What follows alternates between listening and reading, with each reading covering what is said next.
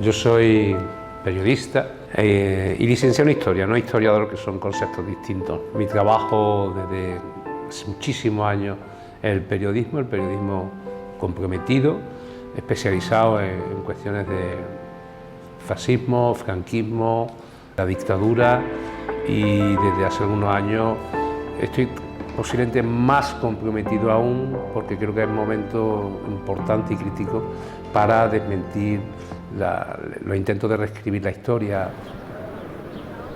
El libro tiene 7 capítulos con un análisis previo, y cada capítulo pues lo que refleja son, en una mayor parte, casos reales. Todos son casos reales, pero también hay entrevistas. Hay un capítulo que se llama Sobre héroes y tumbas, que es una especie de homenaje a Ernesto Sábato, que fue presidente de la Comisión Nunca Más de los desaparecidos argentinos. Hay otro que es sobre la cruel represión franquista en Andalucía, que fue donde empezó el golpe de Estado. Se intentó ejemplificar, entre comillas, al resto de los republicanos, al resto de la población de España: cuidadito que vamos para allá y mirad lo que está pasando. Hay un personaje perverso, genocida y técnicamente criminal de guerra que se llama Queipo de Llano, Gonzalo Queipo de Llano, que aparece transversalmente en todos los capítulos. Hay un tercero que lo dedico a las mujeres. Las mujeres en la dictadura y en la represión fueron doblemente reprimidas por las razones que siempre se buscaban. Por ser mujer porque su hijo era socialista, porque su marido era republicano, o por cualquier excusa. Al régimen no le hacía falta ninguna base legal, porque no la tenía, era ilegal desde el principio. Y después la mujer en el exilio, ¿no? La mujer, hay grandes personas ahí desconocidas. O sea, en el exilio a la mujer se le olvidó. Hay un cuarto capítulo, que es la de Banda, que sin duda fue la matanza, la masacre, el genocidio sobre población civil más atroz de la guerra civil. Siempre se habla de Guernica, y que fue una matanza de 247, 248 personas republicanas, o población civil, ni siquiera republicana, pero la desbandada dejó un reguero de 4.000, entre 4.000 y 5.000 asesinados por las tropas de los aviones, el crucero Baleares famoso de aquí, Canarias, ¿no? El crucero Canarias, por los italianos, los alemanes y las tropas franquistas, ¿no?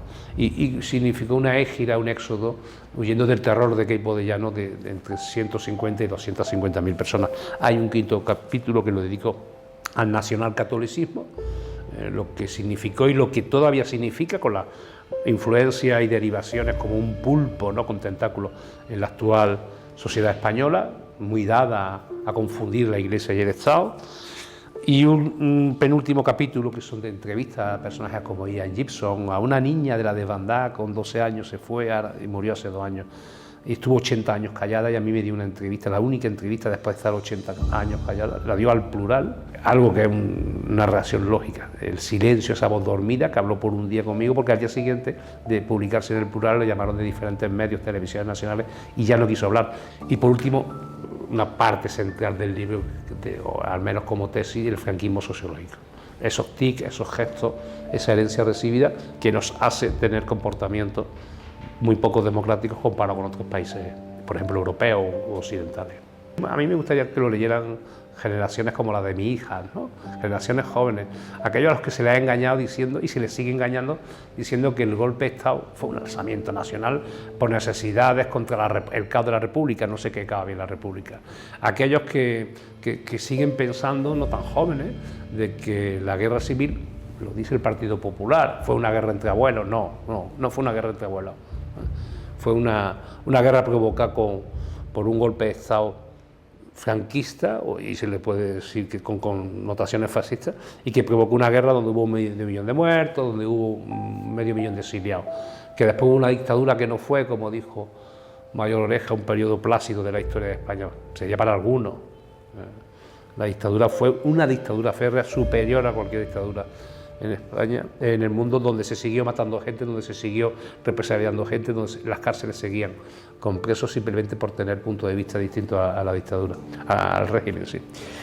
Y otro capítulo pues sería, lógicamente, la democracia, ya la transición, y me gustaría que la transición fuera como, se limpiara esos líquenes que se han adherido del franquismo, y por eso la labor que intento modestamente, pedagógica y didáctica del libro. Eso es lo que busco del lector, que se quite una venda que nos están intentando poner.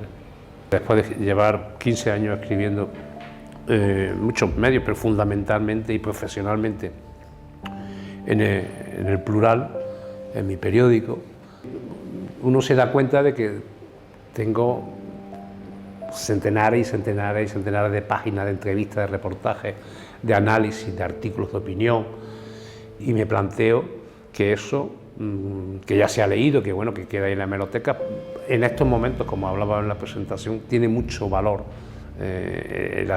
dar esos testimonios de personas que fueron represaliadas, de personas que fueron testigos de esa parte de la historia, y sobre todo de entrevistas a nuevos responsables, conocedores de estos movimientos, y después sobre todo ante la mentira, ante la falsedad de la historia, ante la posverdad, mostrar en una especie de microrelato de 3 páginas, 2 páginas, 4 páginas, los casos más lacerantes de la dictadura, ¿no?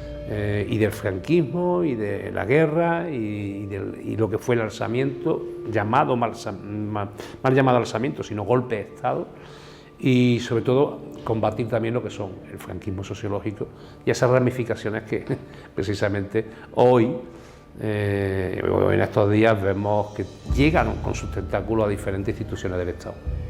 Eso por un lado. Segundo, lo digo lisa, llanamente, subrayado y en matrícula, combatir a la nueva extrema derecha. ¿Qué pasaría? Imaginemos un escenario en el que en Brasil hubiese ganado Bolsonaro, que en Estados Unidos el trumpismo con cualquier representante, el gobernador de Florida, o sea, el propio Trump, gane, y que en Europa todas estas extremas derechas, como en Hungría o en Polonia, se extiendan y haya una mayoría absoluta en el orden mundial. Imaginaros, o sea, esa sería la respuesta sería, de ahí un escenario complejo, espero que difícil de conseguir, pero si eso se pudiera, ¿qué tipo de sociedad tendríamos mundial? ¿Sería una sociedad democrática?